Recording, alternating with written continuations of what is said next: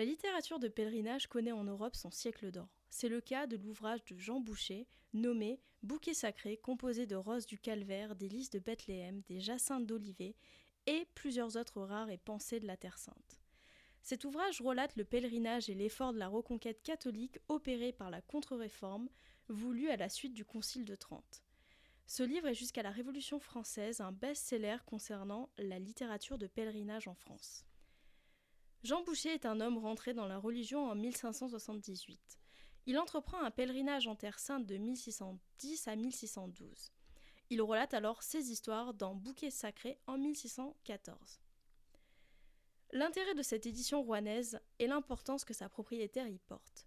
En effet, en 1721, celle-ci se risque dans la ville munie de son précieux ouvrage. Si précieux à ses yeux que dans le cas d'une perte éventuelle, elle promet une récompense au passant qui le trouvera. Le livre a par la suite été détérioré par la pluie et réparé maladroitement mais avec soin. Il constitue de ce fait un témoignage précieux du temps d'usage des livres courants sous l'Ancien Régime. Ouvrage entretenu avec soin et qui commence à sortir des bibliothèques privées. L'ouvrage suivant, imprimé en 1603 par Robert Callot, est issu de la littérature de pèlerinage. Il offre à l'origine un format pratique de 133 pages qui le destine à accompagner le pèlerin lors de son voyage depuis Orléans jusqu'à Saint-Jacques-de-Compostelle. La littérature de pèlerinage est utilisée par de nombreux pèlerins. Peu de cartes détaillées ou supports modernes sont à la disposition de ceux-ci. Ces livres achetés en amont d'un pèlerinage sont la garantie d'arriver à destination sans embûches, tout en suivant un tracé sécurisé. On retrouve dans ce livre des informations de la vie de Saint Jacques destinées à un public croyant. L'ouvrage se découpe en 3 livres relatant les informations essentielles concernant ce saint. L'originalité de cet ouvrage se situe dans le dernier chapitre nommé « Guide du chemin qu'il faut tenir pour aller de la ville d'Orléans au voyage de Saint Jacques le Grand en Compostelle, ville du royaume de Calice aux Espagnes ». Toutes ces recommandations, descriptions des différents lieux traversés par le pèlerin lui permettent de se plonger dans son voyage spirituel sans encombre. Cette littérature marque le début d'un renouveau dans la façon d'effectuer un pèlerinage. Ce renouveau, insufflé par l'Église catholique à la fin du XVIe siècle, veut atténuer et ramener dans le droit chemin des fidèles tiraillés par le contexte de l'époque, les guerres de religion.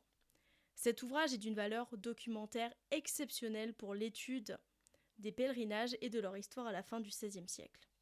Michel Nau, dans Voyage nouveau de la Terre Sainte, enrichi de plusieurs remarques particulières qui servent à l'intelligence de la Sainte Écriture et de diverses réflexions chrétiennes, raconte le récit détaillé d'un jésuite en Terre Sainte.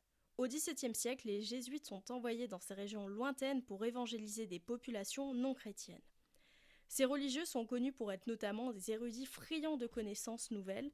C'est pour cela que dans son ouvrage, Michel Nau nous en apprend énormément sur les lieux qu'il visite, au travers de descriptions riches, mais aussi d'analyses sur l'étymologie ou la topographie du lieu.